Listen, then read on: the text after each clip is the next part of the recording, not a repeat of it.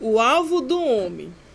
Deus criou o universo e tudo o que nele existe, inclusive o homem, eu e você.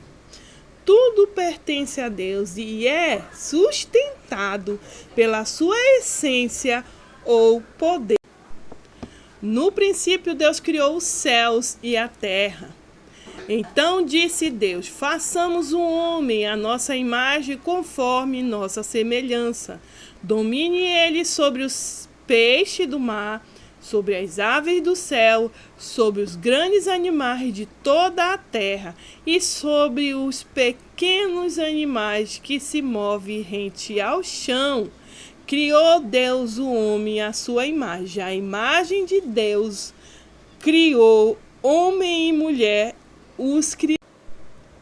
Ele é a imagem do Deus invisível, o primogênito sobre toda a criação, pois nele foram criadas todas as coisas nos céus e na terra, as visíveis e as invisíveis, sejam tronos, sejam soberania, poderes ou autoridade. Todas as coisas foram criadas por ele e para ele. Ele é antes de todas as coisas, e nele tudo subsiste. Do Senhor é a terra e tudo o que nela existe, o mundo e os que nele vivem. Deus planejou e executou a obra da criação para revelar e comunicar quem Ele é e como Ele é, sua personalidade, seu caráter e etc. Atos, capítulo 17, do 24 ao 27, diz assim: o Deus que fez o mundo e tudo o que nele há é o Senhor dos céus e da terra, e não habita em santuários feitos por mão humana. Ele não é servido por mão de homens como se necessitasse de algo, porque ele mesmo dá a todos a vida, o fôlego e as demais coisas. De um só fez ele todos os povos, para que povoassem toda a terra, tendo determinado os tempos anteriores estabelecidos e os lugares exatos em que deveriam habitar. Deus fez isso para que os homens o buscassem e, talvez tateando, pudessem encontrá-lo, embora não esteja longe de cada um de nós. Romanos capítulo 1, versículo 20. Pois desde a criação do mundo, os atributos invisíveis de Deus, seu eterno poder e sua natureza divina têm sido vistos claramente, sendo compreendidos por meio das coisas criadas, de forma que tais homens são indesculpáveis. O alvo de Deus para o ser humano é que o homem o conheça. João capítulo 17, versículo 3. Esta é a vida eterna, que te conheçam, o único Deus verdadeiro, e a Jesus Cristo, a quem enviaste. Conhecer a Deus não significa apenas conhecê-lo historicamente ou superficialmente. Antes é um relacionamento íntimo de amor e amizade. Como poderíamos imaginar entre duas pessoas que se amam? Por sinal,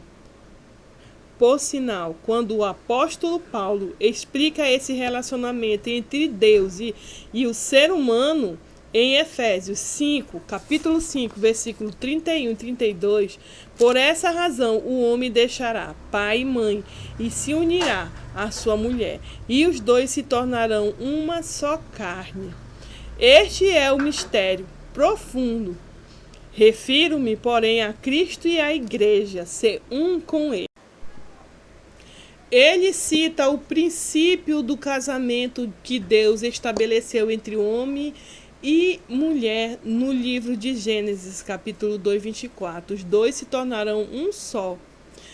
Tal relacionamento exige um profundo conhecimento de emoções, pensamentos, decisões e personalidade da outra pessoa. Essa intimidade entre Deus e o homem, Esta intimidade entre Deus e o homem é o que Jesus queria quando em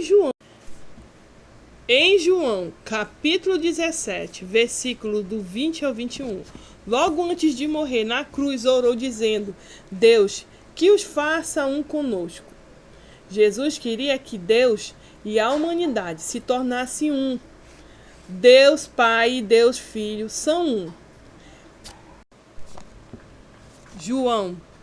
João capítulo 1, versículo 1. No princípio era aquele que é a palavra. Ele estava com Deus e era Deus. João capítulo 14, a partir do versículo 7. Se vocês realmente me conhecem, conheceriam também o meu Pai. Já agora vocês o conhecem e o têm visto. Disse Felipe: Senhor, mostra-nos o Pai, e isso nos basta. Jesus respondeu: Você não me conhece, Felipe, mesmo depois de eu ter estado com vocês durante tanto tempo? Quem me vê, vê o Pai. Como pode você dizer: mostra-me o Pai? Você não crê que eu estou no Pai e o Pai está em mim? As palavras que eu digo não são apenas minhas. Ao contrário, o Pai que vive em mim está realizando a sua obra. Creio em mim quando digo que estou no Pai e que o Pai está em mim, ou pelo menos creiam por causa das mesmas obras. Hebreus capítulo 1, versículo 3 e 8. O Filho é o resplendor da glória de Deus e a expressão exata do seu ser, sustentando todas as coisas por sua palavra poderosa. Depois de ter realizado a purificação dos pecados, ele se assentou à direita da majestade nas alturas. Mas a respeito do Filho diz: o teu trono, ó Deus, subsiste para todo sempre. Centro de equidade é o centro do teu reino. É isto que Deus quer, ser um com você. Quando você se torna um filho de Deus, crente ou cristão, você está ou deveria estar fazendo uma decisão, como a de casamento. Você está decidindo entrar num relacionamento íntimo com Deus. Você está se entregando a Ele para amá-lo e comunicar-se com Ele, para que os dois se tornem um.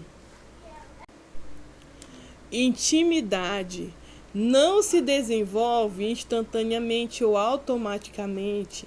Relacionamento desenvolvem-se progressivamente ao passo que nós nos investimos a nossa energia. Ser um cristão é casar-se com o próprio Deus.